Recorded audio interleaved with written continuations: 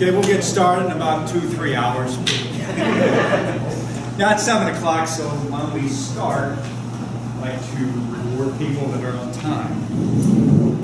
First of all, I want to thank you for coming out. I know there's a lot of different things you could be doing, and I appreciate you taking an active stance and trying to be safer hikers. And also want to thank Red Rock Search and Rescue for allowing us to use their facilities. A little about me, if you don't know that much about me. My name's Whitney, and I moved to Las Vegas in 1983. And I still kind of remember when I look out at Red Rock and look at all those peaks and had no idea what they were or how to get there. So for about the first 13 years, I hiked a little, but not a whole lot. In fact, I kind of remember in my mind, I was thinking, I'd hike around Calico Hills, but look at Wilson and Rainbow and those, and it's kind of like off limits to me. Back then, there was no hiking guidebooks, or obviously the internet back then wasn't really any kind of significance. So, 1996, I got interested in hiking around southern Nevada, and I really can't tell you why. Something clicked, and I said, I'm going to really learn a lot about the peaks around here. So the first thing I did is went to the bookstore to look for a guidebook, and there wasn't any. So something clicked in my brain because I'd written 2 books already. I said, there's a market for this. Like, there's no competition. So in 1997, we published the first guidebook called Hiking Las Vegas. And it did really well because, again, there was no competition. It's locally published. 1998, we published, I'm not the publisher, Hiking Southern Nevada. In the same year, I started the website hikinglasvegas.com, which has always been the #1 source for hiking information for this area. Fast forward to about 2000, what was it? Think here. Around 2008 or 9, I don't really remember, I wrote Hiking the Southwest and Hiking the High Sierra. So I'd been all over the Southwest. And then 2011, I started my own meetup group, hikinglasvegas.com. Started a little thing called the 52 Peak Club, you might have heard of. And we redid the first book, Hiking Las Vegas. Now it's much bigger, all color photos, GPS waypoints, etc.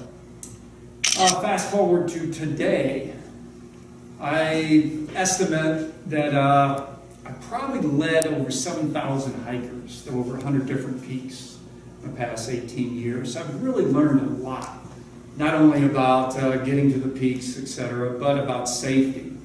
That's what we'll talk about tonight briefly. As far as questions, if they're pertinent, just raise your hand. If not, just wait till the end because we'll have a question and answer session then if you have any questions that I don't cover. Search and rescue is only called really for 2 reasons. Somebody's injured or somebody's lost. The injury we can't do a lot about, especially if it's a medical injury, heart attack, stroke, etc. But loss we can do a lot about. People educate themselves. There wouldn't be any calls for lost hikers. And with all the information available nowadays, nobody should really go out there and get lost. Of course, the best way and the safest way to hike is in a group that knows what they're doing. And there's probably 20 different hiking groups in Las Vegas that you could join. Obviously, I'm a little biased. I think Hiking Las Vegas 52 Peak Club is the most knowledgeable. We have very good organizers / leaders. They know what they're doing. They know how to get to the peak and get back safely. And that's what everybody wants, is a safe hike. Yeah, you want to be challenged. But at the same time, you want to be safe. You got a couple comedians in the room here. So, how do we be safe? Well, there's a lot of different ways. One of the first ways, though, is you got to do a hike that's appropriate to the season.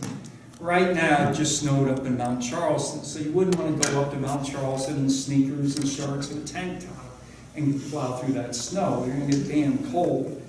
At least if, something else could happen, frostbite, etc. And you want to have the hikes, right now we're in a great time. April is one of the best seasons for hiking. Red Rock Canyon, of course, is free of snow and ice. The days are very long. It just started, Scenic Loop now is open to 8 p.m. Gets light about 6, so you have 14 hours. If you can't do it in 14 hours, I wouldn't do a hike. That's a long time. Conversely, if it's in the middle of the winter, it gets dark at 4:30 or 5, so that's a big difference, a 3 hours difference.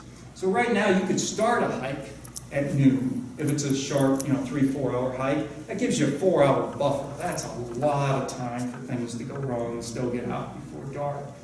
I'm really against scrambling. I think everybody here knows what scrambling is, as opposed to trail hiking, coming down in the dark. Luckily, I've never done it. I've had friends that have done it. And, if you don't have a headlight or stuff, you're basically in the dark trying to negotiate. And you can imagine how dangerous that could be. Again, though, this time of year, this is, in my opinion, the best time of year, especially for Red Rock. As the season progresses, then most people will move up to Mount Charleston because of the heat. It can get about 100 degrees in Red Rock. It's never as hot in Red Rock as down in the city because of the elevation. You lose roughly 4 degrees for every 1,000 feet you ascend.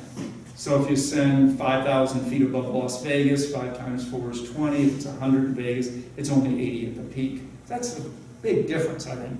100 degrees and 80 degrees is pretty comfortable. Now that we're into the warmer weather, the last few days have kind of been weird, but normally in April the temperatures are pretty nice. You want to start wearing cotton. You want to go into a mode of staying cool. Cotton will keep you cool because when you sweat, it gets wet. It's a cooling effect. Conversely, when it's cold, you want just the opposite. You don't want to be all wet. That would get you even colder. So you use or wear stuff like Polypro, Thermex, anything that wicks moisture away from the body. Now in a month or two, about 2 months, when we move up to Charleston, then you go back to trying to stay warm, which is the Polypro, etc. Because at the peaks, it can get cool. I won't say cold in the middle of summer, but at least cool. But let's say you're up there in a t-shirt and it starts raining and storm, and it drops by 20, 30 degrees, and it's 50s or 60s, and you're soaking wet. Yeah, you're going to get cold. About, 3-4 years ago, we were doing Fletcher Peak. Anybody done Fletcher Peak? Okay. And we were up there, and the day started nice, and as we progressively got further up, it started getting cloudy, and then overcast, and it literally snowed, sleet, and lightning on us, same day. And there was a young kid who I will not name, who was in just shorts and t-shirts. And we're coming down, and I'm cold. I'm so cold my hands aren't working. I'm really cold. I think everybody was. But this kid was, saying, "Oh, I'm not cold." So we get down, nothing bad happened. I got to know him a little bit more over the months. He told me he was so damn cold he could hardly talk. He was trying to put on a good front there. So, having the appropriate clothing is really important. We'll go over that in a minute. Now, what I do personally is every time I go out on a hike, and it doesn't matter if it's a leading group or exploratory, I always try to make the route safer. I do that in a number of different ways, but one of the main ways is any kind of loose rock I see. And that, to me, is probably the most dangerous thing is loose rock. I try to, knock it out of the way or set it somewhere where another hiker, climber, scrambler, whatever, won't step on it and knock it down. So, what I've seen a lot, you climb up a chute.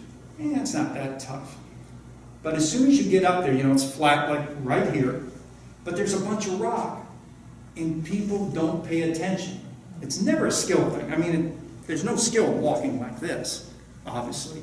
But they don't pay attention, and they knock a rock down, and you're climbing up, and it's coming at you, and you can't really dodge because you're confined. So that's one of the real important things is after you climb up, watch where you're stepping. Okay? Even if you're the last one and obviously a rock isn't going to hit anybody, you should still practice that.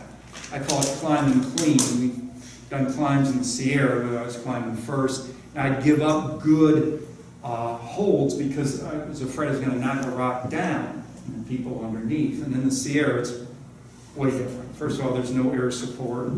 You get hurt there, it's really, really bad. It's hours and hours and hours before you have a rescue. So, you know, you got to just pay attention. That's really important. I see that a lot where people just don't pay attention. So you want to have fun out there, obviously, but you need to pay attention. The other ways is, you know, rebuild cairns. Some cairns get knocked down. And there's actually, real quick, there's two types of cairns, really. There's an ascent cairn and a descent. So if you're at the start of a chute, you see the cairn. Okay, this is the way up. You climb up and you see another cairn. You think, well, why would there be a cairn there? There's no way I'm going to get lost in the chute. Well, when you come back down, that's the cairn that marks going down. And as you probably know, more people get stuck, lost, etc. coming down than going up. It's always, you know, easier to up climb because most people practice that, but they don't practice down climbing as much. If you're a member of a rock climbing gym, and I was, and what I suggest is when you get up to the top, don't let somebody belay you down climb. It'll give you a lot of practice and you get a lot better down climbing because you're going to have to anyway when you climb up some of these routes. Yeah, you can use the webbing and ropes and all that. We'll get into that in a little bit. But you should have basic down climbing skills. Again, if you're part of a gym, 52ers, we do have a discount at Red Rock Climbing Gym over in Charleston. So take advantage of it if you're going to climb. The other thing I do to make the routes safer, sometimes I'll, you know, get brush out of the way and stuff, because, you know, if you're not paying attention, there's a stick coming up, hit you in the face, or God forbid you eye, it's going to be bad news. So I try to make the routes safer, and if everybody does that, you're never going to make the routes 100% safe, but it'll definitely help. And it's something we can all do.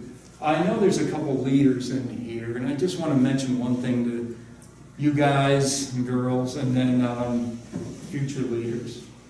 And I'll tell you a little story, try to really get this in. When I was in college, I had a buddy who was bench pressing 700 pounds, which is a ton of weight. Anybody bench press? Yeah. Okay? So if we put 400 pounds on the bench, he's going to pop it up like nothing. And it's going to be easy to him. But it doesn't mean it's going to be easy to you or I, right? If I got under 400 pounds right now, I'd go right through the floor. So when you're leading and there's a climb and it's easy for you, that really doesn't mean anything. What you got to concentrate on is the weakest person and see how they handle it. And like I tell all my leaders is, if you see somebody sign up that's weak, you know, politely, nicely email and just say, you know, I don't think this hike's for you yet. I don't think you have a good time. If you get the person off the hike, then you don't have to worry about it.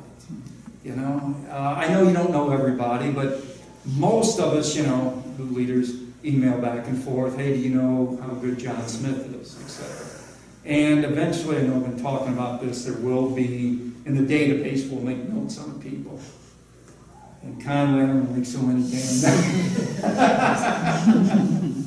No, but it'll be good. And we'll date the notes so somebody starting out, you know, not a very good climber, 2-3 months they get really good, and we update the notes. Because what I want to see everybody do is improve not only the climbing ability, but their fitness level and confidence. That's really the reason we started the 52 Peak Club. What do I got here? Okay. Another thing, you know, when you're group hiking, obviously it's dependent on the slowest person in the group. You can't leave them. And I can work out all I want, but it's not going to help any of you guys. You know, everybody's responsible for their own fitness level. So I'm a pretty big stickler about this. If you want to do the harder hikes, You got to get in shape. Nobody else can do that for you. And you don't just get in shape to do the hike and cardio. So you do it because it's going to improve every part of your life. Now, you don't have to be running up Mount Wilson in 90 minutes or anything like that, but for some people, they should probably get in a little bit better shape. And there's all kind of ways. I'm not talking just hiking, but there's all kind of gyms. There's, you can swim, run, jog outside. So there's no excuse for people not being in shape. And there's so much information now. And so that's a real important thing. So let's start going over what you should bring. The number one thing is, if you're doing scrambling hikes, is a good pair of shoes. I tell people don't spend a lot of money on a lot of things, but the shoes, yes, these are very important. And why these are so good in Red Rock is these have what they call sticky rubber approach shoes. There's a lot of marketing terms. These are the new Vast Traverse they sent me to test. I was a little skeptical because these have the Vibram soles. Years ago, Vibram was not sticky rubber. But this is great. I can't tell any difference between this and the Stealth rubber that now you can only get through 510. So I highly recommend these. I've probably done 15, 20 hikes in them, and they're holding up pretty well. So there's all kind of different manufacturers of shoes. And you want to get a model and a manufacturer that's comfortable for your feet. That's the main thing. Because your feet are going to get you from point A to the peak and back. And if your feet are hurting you, it's not going to be a fun hike. Years and years ago, I think it was 1985, we set out to do Mount Charleston. And we did some research, and we got up to, we were on the South Loop. I don't know if you guys know, but where that false peak is, it looks like Charleston, and you have. Well, in the old days, there was a trail going down to Peak Springs. Nowadays, it's hard to follow. Well, I put my buddy in charge of water, and pretty much guess what's going to happen. Story, we ran out of water, so I knew about Peak Springs. So we went down, it's about 1,000 feet descent. With a ton of water. So we filled up, back then there weren't camelbacks or anything, we had canteens, fill them up, go back up, and that kind of killed us. And only time I got altitude sickness, because I guess I was dehydrated. We made the peak, we're coming back down, and we're exhausted. My feet are hurting, because the shoes back then really weren't that good. So I had the brilliant idea, we went up the switchbacks, we can just go straight down. There's no way we're going to miss the trail. Well, of course we did. And we go into the lodge about 8:30 at night, it's dark, and I asked for about 12 glasses of water because I was so thirsty. But I could not walk for 3 days. The blisters were so bad. And I just thought back then, because I'd go out all the time with crappy shoes, that you got blisters, so I didn't hike that much. That's why I had that from 83 to 96, kind of that 13 years where I didn't hike a whole lot. Maybe once, twice a month, because it just hurt. That wasn't fun. Nowadays, the shoes are great. So the other thing, talking about shoes, are these insoles. The insoles that come with the shoes, all the ones I've seen are a joke. They're so thin you don't see through them. These are the insoles you get from Red Wing, and unfortunately, the Red Wing, at least on West Charleston, is out of business. Which is bad, because I love that store, and we got discounts there. But these literally, you put in the oven for like 90 seconds. They have something that turns color, so you know. And then you put them in the shoe, and then you put your feet, obviously in the shoe. And it molds to your foot. That makes, your hike much more enjoyable. It's much more comfortable. So if you can't get those, although I know Vast hasn't gone out of business, and I don't know if Red Wing has, you might be able to get them online. They're a little more expensive, but I've probably done 400 or 500 hikes in these, and they're still pretty good. So they'll last a lot longer. So in the long run, they're less expensive. The Red Wing insoles is all I know. But I think with that you'll be able to Google it and find them, hopefully. Because eventually I want to buy another pair. The other thing is socks. These are the new, what they call, the motto is, or the manufacturer's darn tough.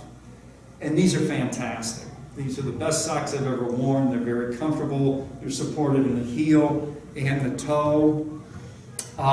What's great about these is it's a lifetime guarantee. So basically you buy them one time and you can send them back. And they're made in America. So I really, really recommend these. I've never had to wear sock liners with these anymore. So I used to wear sock liners and you always lose one and it'd be mismatched. But these are really good, darn tough. And I know I have a review. If you go to my website, right under the banner that moves, it says, I think it says read the blog or something about the blog. You click on there, and down the right side, it'll say darn tough review. You can read the review. And I'm sure there's a link right to where you can buy them. They're about 20, 22 bucks. Yeah, they're a little more, but they're really comfortable and lifetime guarantee. Basically, you spend $22 for a pair of socks that last you a lifetime. That to me is a good deal. As far as clothing, I talked a little about that. When it's warm, you want to wear cotton. When it's cold, you want to wear stuff that wicks moisture away. I would not spend a ton on clothing if you're doing the rock scrambling, because you're going to tear it up. I guarantee you, you're going to tear it up. You know, if you're just trail hiking. I was going to share, yeah, Red Wing, definitely not out of business. They're out of Red Wing, Minnesota, and they make the best boots and everything, and you can order right online. Oh, great. Just so everybody knows, those insoles are awesome. Okay, what you do though, the secret to keeping warm is you just wear layers. You know, when you start out, let's say you're doing Charleston, you start out, it's 8 o'clock in the morning, it's going to be pretty cold, especially from the shade. So you have your one layer on, maybe a second, and then a pullover, something that all these are wicking material. And then you get going, kind of get a little warm, so you take some of the layers off. Then if you get to the peak, and some of the peaks can be pretty windy, depending. Unfortunately, the South Loop Trail is still closed. My gut feeling is, and it's closed due to the fire I'm talking about up in Mount Charleston. My gut feeling is it's going to stay closed through 2014. I hope I'm wrong, but I probably will be. But if you've done that about 300 yards before the peak, you go along the side, it's exposed, and it's not dangerous, but that wind would come up, and I've almost been blowing them off. So you always want to wear, what I'm getting at, is a windbreaker. These are very, very small, lightweight, and I just keep them in the side of the day pack there, so I always have it. Because again, if you get cold, you got a little sweat going, and that wind kicks up, you can get cold. Now, I'm probably getting cold easier than most of you here. I'm actually cold right now. But still, you don't want to hike when you're real cold. So a windbreaker, this is a very old, but a rain jacket. And honestly, you probably don't need it much in Red Rock. You look at the weather forecast, but up in Mount Charleston, especially during the monsoon season, and that's just a fancy word for thunderstorms. It usually kicks up in mid to late July and can go through August. And normally the thunderstorms start around, she's afraid of thunderstorms, start around noon, because the cold air mixes with the warm air. And many, many times you start out at 8 in the morning, there's not a cloud in the sky as you're doing the trail. Then you see one little cloud, and you keep going, it gets bigger and bigger. No. I think it was 2005. Every damn time we went up there, it rained. That was a really bad monsoon season. I think that's the last really bad one. Last few years have been almost zero. So eventually it's going to catch up and swing the other way. And what's really scary is the lightning. There's a video we have. Actually, our friend Kenny shot it. I think Kenny shot it, didn't he? We're up on McFarland Peak, which is in Mount Charleston. And I know it's just going to rip and let loose. So I get up the peak real quick, and I'm down maybe 20, 30 yards, because I know something's going to happen. And I tell these guys, be careful. So they're up there laughing, and he's filming. All of a sudden you hear, kaboom! And everybody starts running. It was a big lightning bolt. Now, nobody got hurt or anything, but it really changes your attitude and your, how you think, because you never know where that damn lightning is going to strike. And it's scary. I've never actually heard of anybody getting hit, but it's still scary. In fact, I'll take that back. There's one guy who I don't think any of you know. I'm not even sure he's hiking anymore. Long time ago. He got hit by lightning once. I don't think it did a whole lot to him, but he was just, and rightly so, he was so scared of lightning that he would constantly be checking. And there's a story, I want to say Havasu, but I might be wrong. He led a lot of hikes, and he camped and stuff, and led people. Really good guy. He's funny about lightning. And let's say it's Havasu, okay? So he gets up in the morning, and this is back 10, 15 years ago where you couldn't get internet in remote places. And he's really worried about, is there going to be any storms? And perfectly blue sky. So the story goes that there was a nudist camp really close by. So he goes walking, and here comes, suppose, this beautiful girl, now stitch of clothes on, and the only thing he asks her is, have you heard the weather forecast? So, but get back on track, yeah. Charleston, you just got to be careful in the summer, monsoon season. And that goes for all over the Southwest. Arizona's worse compared to us. I mean, the monsoon is really, really bad down there. The Sierra, actually for a high mountain range, I'm talking like Bishop, Lone Pine, Big Pine area, isn't too bad. Though we were in the Sierra, I forget what year, doing I think we did Gailey, Winchell, and Sill. And 2 out of 3 days, we had literally just got into our tent. And it just let loose, just rained. And I remember from that, it was Sam Mac Meadow, you could look up and you could see North Powell and Thunderbolt. I was thinking, boy, I would not want to be up there.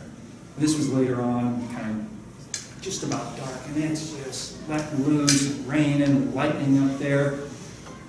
About a month later, I go on the internet, and I remember the date, let's say it was August 5th, and 2 guys on August 5th got trapped up on North Powell, which is over 14,000 feet, and had to stay overnight, basically at the summit in that rainstorm and thunder and lightning. I think they got, obviously if they wrote about it, they got down okay, but that was poor planning on their part. The adage is, in the big mountains, you want to be off the summit by noon because of thunderstorms. Now that's, 14,000 foot piece. Here in Red Rock, people say, oh, you got to be off by noon. Not this time of year. I mean, that's silly. You're taking something and you're applying to something that isn't correct. I mean, tomorrow, unless it really looks bad out, I think it's perfectly sunny, you could start a hike to, say, Bridge Mountain at 10 o'clock, be on the summit by 2, and the chances of getting lightning and thunder virtually 0. So, there's these rules, but you got to make sure you're applying them to the right set of circumstances. Okay, let's go. Here's a neat trick. A lot of people wear hats, and if it's windy, you can take one of these and get them at the conventions. You just clip it on your hat. So now, when the wind comes up and tries to blow your hat away, I've saved a lot of hats this way. And I just girth hitch it here, and it just clips right on here. So that's real nice. Some other gear, I always bring a dry bag. Not that I'm going to be in the canyons or anything where there's water, but if it does start raining, I always have a camera on me or a video camera, and they don't like water and your cell phones. So this is really, really lightweight, and you just wrap it around a couple times and then snap it like this. I've never had a problem with these leaking, but if you're kind of worried, just put a tissue in it, put it under water, open it back up, see if the tissue's wet. I've had this a long time, so there could be a little hole in it. So that's a real quick way of finding if there's a hole or not. Another thing I like, again, I get cold very, very easily. This is what they call balaclava. It's a real thin ski mask, but it really keeps your head warm. As you probably heard, you lose about 70% of your heat through your head. So, you know, your face obviously is there. And there's thicker ones, but for this kind of hiking, it keeps you pretty warm. At least it keeps me warm, and I get cold easy. Another thing I always keep is a headlamp. Yeah, I've never come down in the dark on purpose. But I have come down on trails. But, you know, trails are pretty safe. But these, and don't get a cheap one, these really light up. They'll go like 20, 30 feet. It's almost like daylight. So what I do is just keep it in the pack always. And test it every once in a while, make sure the batteries are good. Should have spare batteries. The other thing, if you do, these are real pretty. If you do any ropes, and you know, if you've been out there hiking with us, there are some fixed lines. These gloves are really good. You can get them at Home Depot or Lowe's. They got this rubber on them, and it gives you a tremendous grip. So I always keep those in my pack. One other thing, when you climb a rope, you actually climb a rope one hand at a time. You're not like this. You're here and here. So if you're in the gym training, what you should do, you get a machine, and like the bars are right here, and you pull it like this. Well, pull one at a time, because that will be more like climbing a rope. And same thing with if you're training your legs. We don't jump up to each, you know, new foothold. It's one leg at a time. So if you get something about the height of your chairs or a little higher, and then what I do in the gym, I just put like maybe 4 inches onto the chair, bench, whatever you're using, and stand up, and then go back down. When I go down, I go really slow, like I'm down climbing, like I'm trying to find that foothold, and I don't use my hands. That will really help your balance. Yeah, so that's another trick. As far as a first aid kit, you can get these here, and the outside here, now you can see it, I'm sure, through there, is kind of specific. You can get these at Walmart for less than $20, and they're really, really good. The reason I got them in a plastic here is if it would get wet for some reason, this will protect it. And it's always nice to have a plastic bag. As far as what I use and all the leaders, the 52 Peak Club is webbing. I think 40 feet is perfect. This is 1 inch, 40 feet in length. Because if you need to down climb something and you double it, that still gives you 20 feet, which is a lot. If you got somebody very good who can down climb it, then you can set up, 40 feet, and the last person takes it, undoes it, and then down climbs. And this is a carabiner. Probably all of you have seen it. So all you do, you don't need anything fancy. You just find a secure anchor, a tree or boulder. Especially in Red Rock, there's a lot of trees. And all you do is grab at the base and shake it. And then it takes a little experience, but you'll know. I mean, if it's a tree this big around, unless it's dead, it's going to be fine. If it's a thinner tree, and always make sure you put it at the very base, because if you go up a few inches, it's going to be weaker. The other real important thing, though, let's say we're all going to down climb, so I find a tree and then hook it up, throw it down, say rope coming in, but normally where we are, no other hikers, is you want to make sure there's no loose rock by your anchor, because this webbing is going to move around. If it knocks down the rock, if somebody's going down, it could hit them, obviously. So always make sure that the area between the anchor and where you're going down is clean of rock. What to carry, everything in it. There's a lot of different packs. I like Gaga Rig. But any pack that, one thing you want for sure is a waist belt. And I see people out there the first time there's no waist belt. What happens is it starts moving on you a little when you're climbing. That's not what you want. And most people now, most packs, and all packs, except the real cheap ones, come with a ladder. And you absolutely drink more because you hook it up, here's the hose so you don't have to stop, gives you water, and you just get your water through here. So it really makes it good. Dehydration is a problem. I years ago worked on a kind of stupid route if you ever done Max and Max Peak. Max Peak and Max North. And it's a pretty wicked traverse. And then to come back around, I tried to build a path by myself, and that was a lot of work, and I got dehydrated. And I ran out of water, and I drove to the lodge, and there's nobody there, so I just put a couple dollars on the table and started drinking water, because I was really thirsty. Point being, if you get dehydrated, it could be bad. I remember one time, pretty recently actually, we were doing exploratory, we were doing some rappelling. I've done a fair amount of rappelling. I was dehydrated. And I looked down, and I couldn't figure out if I was hooked in. It was because of dehydration, so it is pretty serious. So always try to have plenty of water. What's plenty of water? Well, it depends on your hike, and it depends on the temperature. If it's, this time of year, the temperatures are still fairly mild. If you're going to do, a fairly short hike, less than 4 hours, depending how much you drink, I would say at least two liters. But if you want to get in better shape, fill the whole thing up. It adds weight, you just get tougher, you get stronger, and there's no big deal if you come back with a little bit of water left.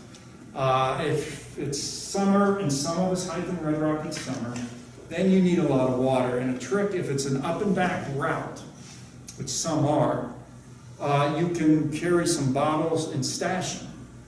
And then on your way back, you have water, as long as you remember where you hit them. And you don't really have to hide them, but I try to put them in the shade just because it can get pretty hot out there. So yeah, that's a biggie, is dehydration. As far as animals, we're lucky. We don't have a lot of really dangerous animals. In fact, we were talking before my talk here. There's a picture going around. I don't know if any of you have seen it. You know what a Mojave green rattlesnake is? It's a picture going around the internet, about 40 of them. Yeah. And supposedly, and I don't believe this, it was in Red Rock. Here's why I don't believe it, is a lot of reasons actually. Number one, it's been shared about 200 times, so nobody knows who took it. Number two, the Mojave green does not like elevation. Red Rock, the very lowest part is about as high as they go. They're more found out at Lake Mead than Red Rock. And number three is, the sand in the picture doesn't really look like the sand you find in Red Rock. So, you know how somebody comments and then the picture gets shared and, it just, I don't think it was from Red Rock. Is the Mojave green way worse than the regular Mojave? Yes. Rattlesnake? Yeah. Yeah, it's called Mojave green. That's the one, the rattlesnake, that has neurotoxin. You get bit by that, you have about an hour. It's absolutely the worst snake in the U.S. I've only seen two. One out at Lake Mead somewhere, sandy wash, very low, about 1,200 feet. But ironically, one in Red Rock. Just if you want to do like Oak Creek Overlook, but you don't want to go inside the scenic loop, where you park right on 159. Yeah. So we're coming back, and unfortunately, I don't think anybody knows her. It's Valentina. She's gone since 2006. She's this crazy Russian woman. One of the best scramblers and hikers I've ever met, professional athlete. And we see one, and she goes to pick it up. And luckily, I yanked her away. I said, "You do not want to do that." She didn't get hurt or anything, but she was just fearless and a little crazy. But she was a fun hiker. So, other animals. Yeah, we do have mountain lions. In 18 years, I've never seen one. So the chances of being attacked by a mountain lion is almost zero. What else? Other than that, we don't have any bears in southern Nevada, so you don't have to worry about that. Foxes, coyotes, I've seen a few, but they're going to run away from you. The bighorn sheep, I've never seen anybody or heard of anybody attacked. If you see one, you're lucky, and watch them. They're really, really cool. One way to spot them is look for movement. If they're still, they're going to be kind of hard to spot. But if you kind of look for movement, you might be able to see one. I got tons of photos of them on my website. Just Google it, and you'll see them. But they're really amazing. I've seen them do stuff that you wouldn't believe. And of course, they live in Red Rock, so they're pretty good climbers. Other than that, are there any questions? Anything you want to know about? If not, I'm going to turn it over to Red Rock Search and Rescue. Yes? Just about the rope. Do you always put the gloves on when you use any of the ropes? I do. It just gives you a much better grip now, and there's no downside to putting the gloves on. Now, that being said, you don't climb in the gloves. You'll never see a rock climber climbing in gloves because they need to feel that rock. Now, and some of the holds are very small, so this is just going to take up room. Now, if you're descending, I'll talk about descending. You know, sometimes you get pressure. Now with the gloves, it will give you a little bit better grip. When you're descending, what I do all the time now is try to use my triceps, which is this muscle here, to take the pressure off the knees, because that's where you get knee problems, going down and constantly using your legs. So anytime you can use your arms instead of your legs, especially your knees, it'll just save your knees. At this point in time, I'm going into protection mode. You know, I want to try to keep my knees good because they got a lot of wear and tear on them. So also, if you're just going down a steep slab, not necessarily dangerous, but just, you know, hard on the knees, you do two things. Number one, take small steps. Never take those big steps. That really puts pressure on your knees. And the other thing is you can crisscross or zigzag down, like a trail, switchbacks down, and that'll help your knees and ankles. Is there any, do you have any problem putting braces on? Do you recommend them or not recommend them? Things do you put any wraps on or Often anything? I wear a wrench. Do they? Braces? A lot of people wear braces. Like not anything with metal on it. I'm thinking of Forrest Gump. No, not yours. They have the little ring, they have Oh, yeah, ring those, around yeah. the knee right there. Yeah. A lot of people use those. That probably It might help. help. Okay. Yeah. You know, that's the number one ailment of hikers is their knees. But you think what we're doing, you know, this isn't a little walk in the gym. Obviously, it's not flat out there. Really interesting, I would take people out from the gym, hardcore aerobic people. And the number one complaint they had when they hiked is their ankles. Because you don't really train your ankles in the gym. Our ankles are probably way stronger and way more flexible. That's a good thing, but every day when I get up, I have one of those big balls and I put my feet over them, and then I do ankle circles just to keep my ankles really, really flexible. Because again, if you twist an ankle out there, and Gina, if you know Gina, we're coming down Mescalito, southern route. We're about 200 yards, 300 yards into the wash, still a long, long ways from the trailhead, and she's going down just a class 2 little climb, and she's good climbing, but she twisted her ankle this way, and broke her foot. Now, if she would have been alone, I might be talking in past tense. So nobody was back there. I don't think she would have made it out by herself, because it wasn't late, but it definitely wasn't early. She's already getting really cold. You know, we threw a bunch of clothes on her, she wouldn't have had that. So the point is, you know, if you hike in a group, then something like that, we call it search and rescue. There's actually a video on my website, probably on YouTube actually. You can see the whole rescue. And then I interviewed her afterwards. So it's, you know, I think you should watch it. I have a YouTube channel. It's just go on YouTube and type in Branch Whitney. There's, I think, over 150 videos, and they're all hiking videos. So there's a lot of good information there. Any other questions?